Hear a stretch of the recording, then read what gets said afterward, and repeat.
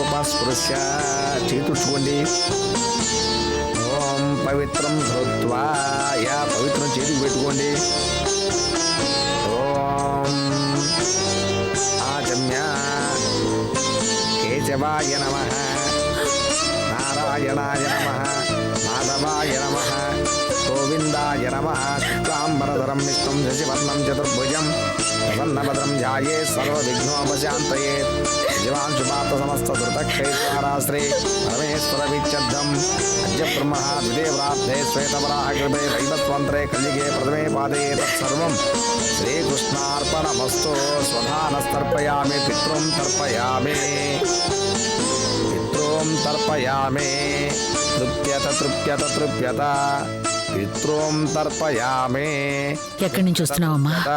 సహస్రశీర్షం విక్రమ్ అన్నయ్య, ఆదిత్య అన్నయ్య కలిసి కర్మకాండ జరిపిస్తారని ముందు అక్కడికి వెళ్ళాను బామ్మ. విక్రమ్ అన్నయ్య మాత్రమే అక్కడ కర్మకాండ జరిపిస్తున్నాడు, అందుకే ఇక్కడికి వచ్చాను. ఇదంతా మా కర్మ. 2 చోట్ల జరగాలనుంటే ఎవరేం చేస్తాం? ఎక్కడ జరిగినా ఆయన ఆత్మ శాంతిస్తే అంతే చాలు.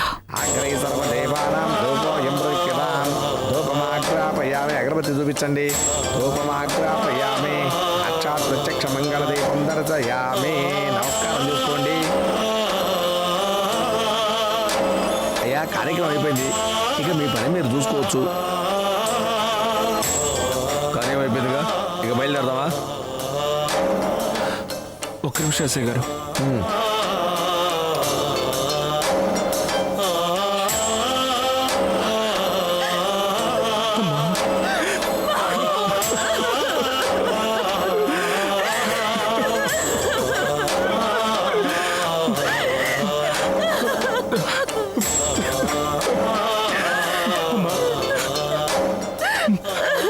నాన్నగారిని హత్య చేసింది ఎవరు నేను తెలుసుకుంటానమ్మా. తప్పకుండా విడుదలై వస్తాను. హత్య నువ్వు చేయలేదని ముందు ప్రూవ్ అవ్వాలిగా. చేసిన నేరం కానీ ఆరోపణ కానీ క్లియర్ అవ్వడానికి చాలా టైం పడుతుంది. పద పద.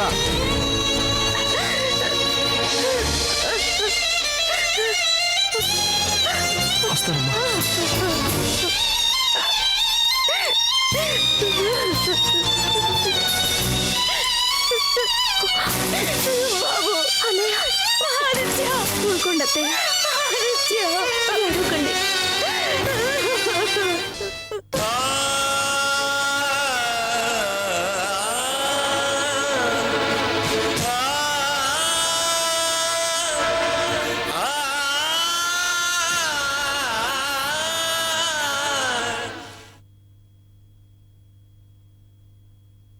అక్క, నువ్వేం బాధపడకు.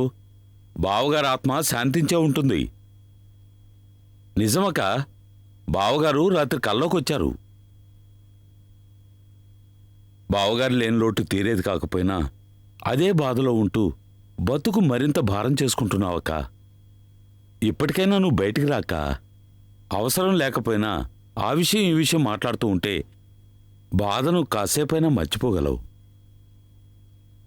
మాట్లాడవేంటమ్మా? ఏం మాట్లాడమంటావురా? నీకు తోడుగా మేమందరం ఉన్నాం కదమ్మా. మాకోసమైనా నువ్వు సంతోషంగా ఉండాలి. అత్తయ్య, పాలు తాగండి. ఇప్పుడేం వద్దమ్మా. అమ్మా, నాన్నగారు చనిపోయారన్న వార్త విన్నప్పటి నుంచి నువ్వు వేళ పట్టినా సరిగ్గా భోంచేయడం లేదు. ఇలాగైతే ఎలాగమ్మా? ఇంకా నాకు భవిష్యత్తు గురించి ఏం ఆలోచనలుంటాయిరా? నేను ఎలాగైనా ఉండొచ్చు. మా భవిష్యత్తు గురించి నీకు దిగులేదమ్మా? మాకోసం నీకు బతకాలని లేదు? మీ అందరి కోసం బతకాలన్న ఆశ నాకున్నా నాకంత ఆయుష్ లేదురా. ఏంటతి ఆ మాటలు? మీరు నిండు 100 ఏళ్ళు బతకాలి. ఈ పాలు తాగండి.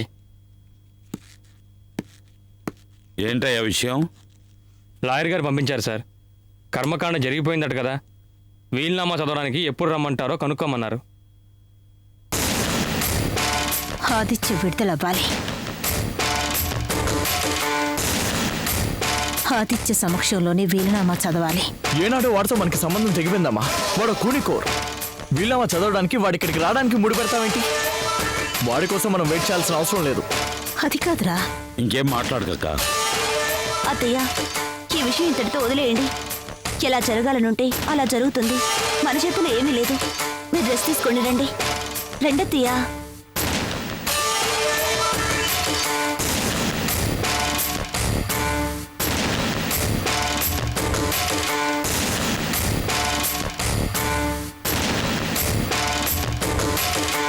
లాయర్ గారిని రేపే ఇంటికి రమ్మన్నాడు. అలాగే సార్.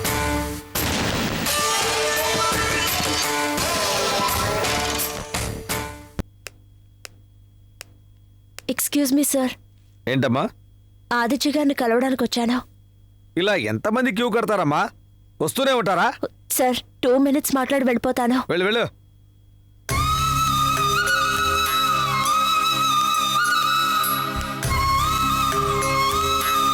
అన్నయ్య,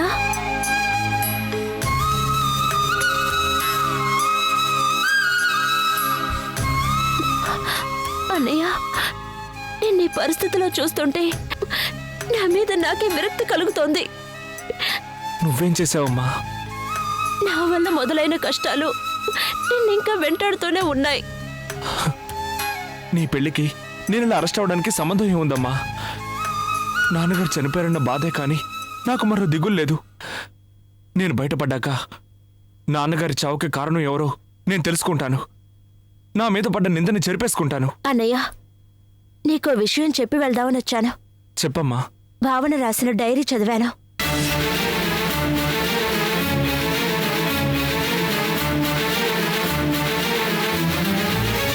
నా అనుమానం భావన వాళ్ళ నాన్నగారి మీద. ఆయనే ఈ కుట్ర చేశారని నాకు అనిపిస్తోంది. ఈ సంగతి బయట ఎవరికీ తెలియనివ్వకమ్మా.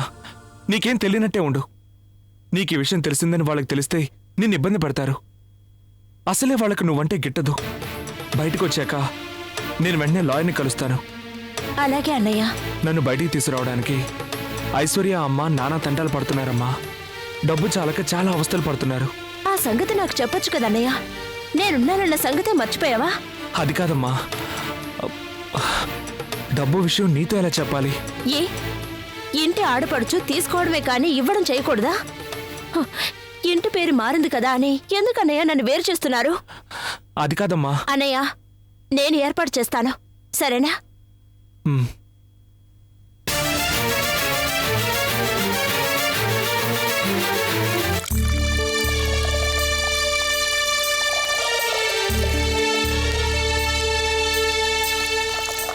అమ్మా, అమ్మా, యముని, ఎలా ఉన్నావు? అమ్మా, కూర్చునే టైం లేదమ్మా, అర్జెంటుగా వెళ్ళాలి. ఏమిటమ్మా అంత కంగారు పడుతున్నావు? ఏమైందో చెప్పు. నీ సహాయం కావాలమ్మా. ఏంటమ్మా మాటలు? సహాయం ఏమిటి? నీకేం కావాలని అడుగు. అమ్మా, స్వయంగా ఆ రోజు ఇంటికొచ్చి డబ్బు నగలు ఇస్తే వద్దన్నాను. ఇప్పుడు అవసరం వచ్చింది, ఇస్తావా? అవసరం అంటే మీ అత్తయ్య గారు వాళ్ళు నిన్నేమన్నా ఇబ్బంది పెడుతున్నారా? వాళ్ళు డబ్బు ఆశించే మనుషులు కాదమ్మా. వాళ్ళ కోసం నేను అడగడం లేదు. మరి కారణం చెప్తే గాని ఇవ్వవా? అలాంటావేంటమ్మా? నీకెంత డబ్బు కావాలన్నా ఇస్తాను. నీకోసం ఆ రోజు తెచ్చిన నగలు ఎవరో కాజేశారు. అవి పోతే నా నగలున్నాయి, అవి ఇస్తానుండు. అమ్మా,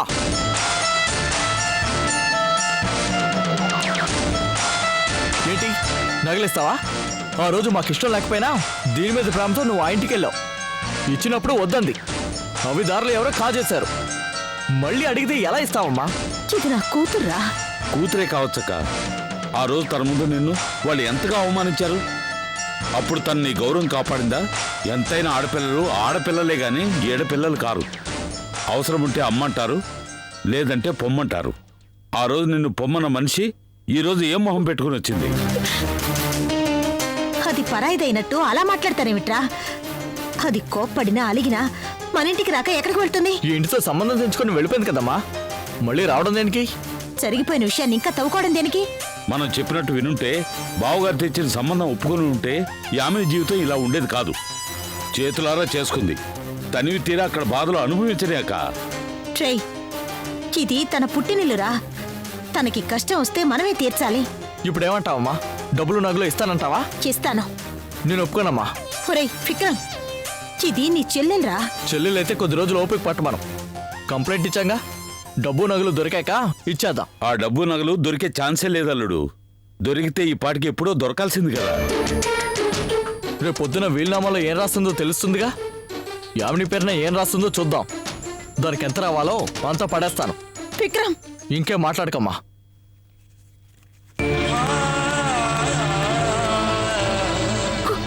యామిని, నువ్వు ఉన్నమ్మా, నేను ఇస్తాను. వద్దమ్మా.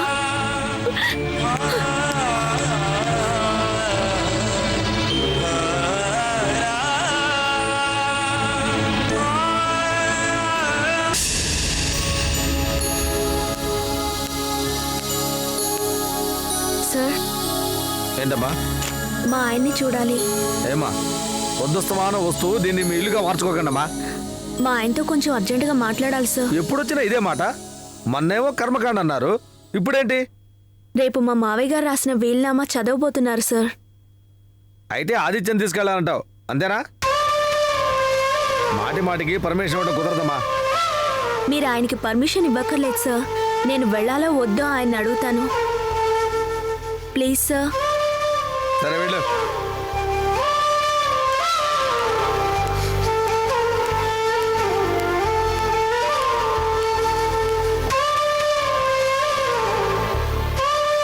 మిమ్మల్ని బయటికి తీసుకురాలేకపోతున్నందుకు నా మీద నాకే అసహ్యం కలుగుతోందండి. మిమ్మల్ని ఇలా చూడలేకపోతున్నాను. నువ్వేం చేయగలవు ఐశ్వర్య? అయినా నీ శక్తికి మించి ప్రయత్నిస్తూనే ఉన్నావుగా. నా దురదృష్టం. ఇంకా ఈ 4 గోడల మధ్య ఎంతకాలం గడపాలని రాసుందో అంతకాలం భరించక తప్పదు. రేపు వీలునామా చదవబోతున్నారండి. మంజుల అత్తయ్య గారు రమ్మని కబురు పంపారు. నువ్వు వెళ్తే అక్కడ నీకు అవమానమే జరుగుతుంది. ఏమిటండి మీరనేది? విక్రమ్ గురించి నీకు తెలిసిందేగా. ఇప్పటికే నా మీద చాలా కోపం పెంచుకున్నాడు. ఎలాగైనా నాకు శిక్ష పడేలా చేయాలనుకుంటున్నాడు. అలాంటప్పుడు నువ్వు వెళ్తే నా తరపున నిన్ను పంపానని నోటికొచ్చినట్టు మాట్లాడతాడు. ప్లీజ్ నువ్వు వెళ్ళొద్దు. అత్తయ్య గారి మాట కోసమైనా వెళ్ళాలి కదండి. వద్దైశ్వర్య, నా మూలంగా నా వాళ్ళెవరూ అవమానానికి గురవడం నాకు ఇష్టం లేదు. నాన్నగారు వీలునామాలో ఏం రాశారో తెలుసుకోవాల్సిన అవసరం మనకు లేదు. ఎందుకంటే ఆయన నుంచి మనం ఎలాంటి ఆస్తి కోరుకోవడం లేదు. వాళ్ళనే అనుభవించని. వెళ్ళకపోతే బాగుండదండి. జరగబోయేదేమిటో నేను ముందే చెప్తున్నాను. నువ్వు అటువైపే వెళ్ళొద్దు. మంజుల అత్తయ్యకు మనం ఎవ్వరం వెళ్ళలేదన్న బాధ మిగల్చమంటారా? మనం ఎందుకు వెళ్ళలేదు పిన్ని అర్థం చేసుకుంటుంది, సర్దుకుపోతుంది. పిన్ని గురించి నువ్వేం ఆలోచించుకో. ఎంతైనా మీ అమ్మగారు మొదటి భార్య అండి. మన వైపు నుంచి ఏ ఒక్కరూ వెళ్ళకపోతే ఎలాగా? నాన్నగారు బతుకున్నప్పుడే ఎడబాటుంది. ఇప్పుడు ఆయనే లేరు. ఇక భార్య అనే బంధం లేదు, కొడుకనే జాలి లేదు. నా మాట మీద గౌరవం ఉంచి వెళ్ళే ప్రయత్నం మానుకో. మీ మాట కాదని నేను వెళ్ళనండి. వస్తాను.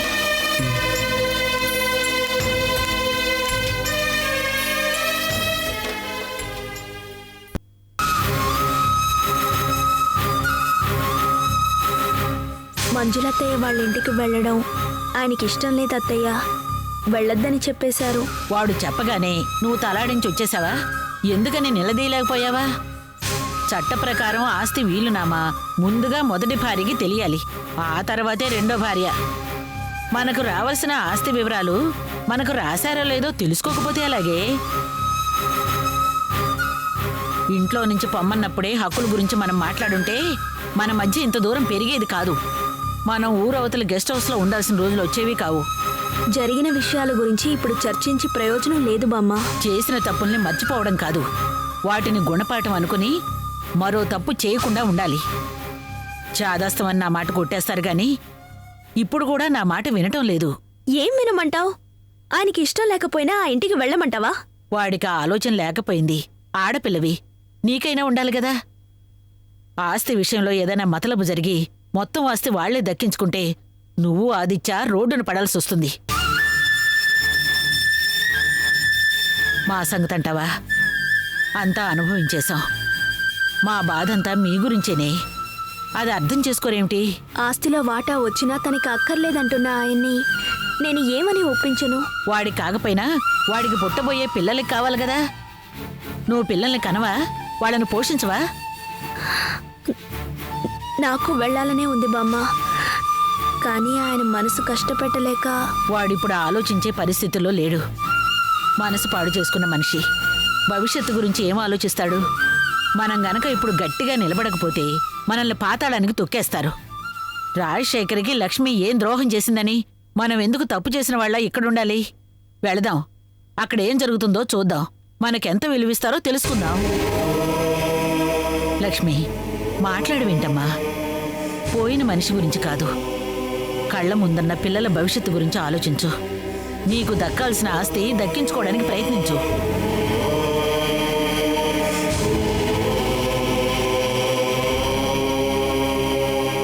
ఐశ్వర్య, పిన్నన్నట్టు అక్కడికి వెళ్ళడమే మంచిదమ్మా. అక్కడికి వెళ్ళడానికి లక్ష్మి అనుమతి కావాలా? నేనైనా లక్ష్మి అయినా నీ సంతోషమే కోరుకుంటున్నావు. రేపొద్దున మనం అక్కడికి వెళుతున్నాం.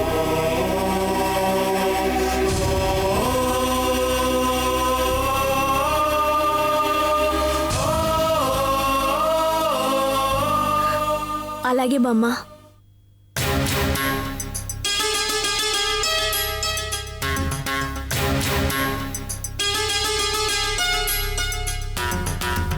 రాజశేఖర్ గారు అక్షరాల రాసిన వీలునామా ఇప్పుడు మీ కుటుంబ సభ్యుల అందరి సమక్షంలోనూ చదవబోతున్నాను. ఇంజుమూరి జయప్రకాష్ గారి కుమారుడైన నేను, అంటే రాజశేఖర్, నా ఇష్టపూర్వకంగా నేను సమ్మతించి వ్రాయించి ఇచ్చిన వీలునామా. ఇది నా స్వార్జితం. నేను కష్టపడి సంపాదించిన యావదాస్తి నా భార్య మంజులకు మాత్రమే చెందుతుందని వీలునామా వ్రాయడమైనది.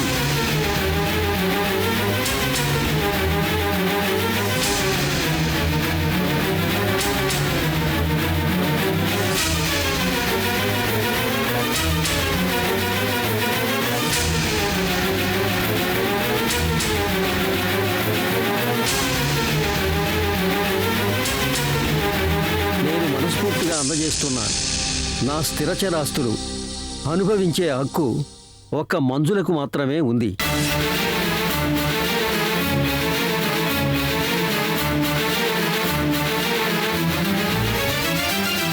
ఇక ఆఫీసు విషయానికి వస్తే అందులో పనిచేస్తున్న ఆదిత్య ఉద్యోగం కొనసాగించవచ్చు. తాను చేయగలిగినంత కాలం ఉద్యోగం చేసుకునే హక్కు ఆదిత్యకు కల్పిస్తున్నాను.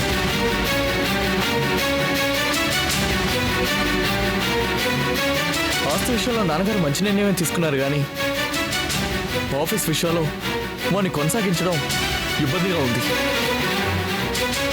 ఇంకా ఏం రాసిందో చదవండి లాయర్ గారు. క్లుప్తంగా ఇదే సారాంశం. దీన్ని బట్టి నాకు విషయం అర్థమైంది అల్లుడు. ఆస్తి మొత్తం మంజులకై పేరు మీద రాశారన్న కోపంతోనే ఆదిత్య మీ నాన్నగారితో గొడవపడి చివరికి ప్రాణాలు తీశాడు. మీ ఇష్టానికి మీరు ఊహించుకోకండి. నా భర్త అలాంటి వారు కాదు. ఇది కావాలనే ఎవరో చేసిన కుట్ర. ఎవరో కాదు, ఈ మనిషే. పిన్ని, నువ్వే నీ భర్తనేదో మాయ చేసి ఆస్తి మొత్తం నీ పేరున రాయించుకున్నావు. లక్ష్మి మీద పగ తీర్చుకోవడానికి నువ్వు ఇలాంటి పన్నాగం పన్నావు. లక్ష్మి నీకు ఏం అన్యాయం చేసింది? నాకే పాపమో తెలీదు పిన్ని. నేనంతటి స్వార్థపరాల్ని కాదు. మొత్తం ఆస్తి అనుభవించాలన్న దురాశ నాకు లేదు. మరి ఎందుకు ఇలా జరిగింది? రాజశేఖర్ ఎందుకు అలా రాశాడు? ఏం జరిగిందో నాకు తెలీదు. ఆయన ఎందుకు ఇలా రాశారో నాకు అర్థం కావడం లేదు. లక్ష్మక్క మీద ఆయనకి కాస్త కోపం ఉన్న మాట నిజమే, కానీ ద్వేషం మాత్రం లేదు. ఆయన మనస్ఫూర్తిగా ఇది రాసినట్టుగా లేదు. నాకు కూడా ఇందులో ఏదో మోసం ఉందని అనిపిస్తోంది. నీ అనుమానం ఎవరి మీదమ్మా? నా మీదేనా? బావగారు చివరి రోజున నాతో కలిసి ఉన్నారు. బావగారితో ఆదిత్య ఆస్తి విషయం మాట్లాడాలంటే నేను తప్పుకున్నాను. ఆ తర్వాత ఏం జరిగిందో ఆ రోజు మీకు ఫోన్లోనే చెప్పాను. మీ అనుమానం నా మీద అయితే నన్ను నిలదీయండి. లక్ష్మక్కకి ద్రోహం జరగడానికి వీల్లేదు. తనకి న్యాయం చేయాలి. నాన్నగారిని చంపిన ఆ కుటుంబానికి న్యాయం చేస్తానంటావేంటమ్మా? నాన్నగారి మాట మీద, ఆయన రాసిన వీలునామా మీద నీకు గౌరవం లేదా? అన్నీ తెలిసి అంతా చేసేసి మమ్మల్ని ఎందుకు రమ్మన్నారు? ఇలా అవమానించడానికా? నువ్వేం చేశావో, లక్ష్మికి ఎంత ద్రోహం చేశావో నీ అంతరాత్మకే తెలుసు. నువ్వు బాగుపడవు. లక్ష్మి ఉసురు పోసుకున్నా నువ్వు మనశ్శాంతిగా ఉండవు. మా అమ్మని ప్రశ్నించే హక్కు మీకు లేదు. మర్యాదకు బయటకు నడవండి. మేమేం ముష్టాడుకోవడానికి రాలేదు. చట్ట ప్రకారం లక్ష్మికి రావాల్సిన ఆస్తి వివరాలు కనుక్కోవడానికి వచ్చాం. ఏం రాలేదని అర్థమైందిగా. ఇంకా ఇక్కడ ఉండడం దేనికి? ఈ ఇంట్లో ఉండే హక్కు మీకు లేదు. వెళ్ళండి. బావా, వరుసలు తెగిపోయాయి. మీకు మాకు ఇప్పుడు ఎలాంటి సంబంధం లేదు. బయటికి నడవండి. ఒరే విక్రమ్ ఆగరా. వాళ్ళు తప్పుగా మాట్లాడుతుంటే ఎందుకు ఊరుకోమంటావా? వీళ్ళకు మనం ఎందుకు భయపడాలి? ఇలా దౌర్జన్యం చేసి మీరు అనుకున్నది సాధించుకున్నారు. లక్ష్మి ఉసురు మీకు తగలక మందు. పదమ్మా. బామ్మ పిన్ని, బామ్మ పిన్ని, ఆగు పిన్ని, బామ్మ పిన్ని, బామ్మ పిన్ని.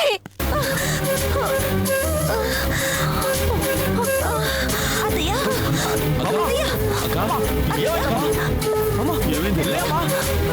సౌందర్య వెళ్ళి నీళ్ళు తీసుకురా. అమ్మా అమ్మా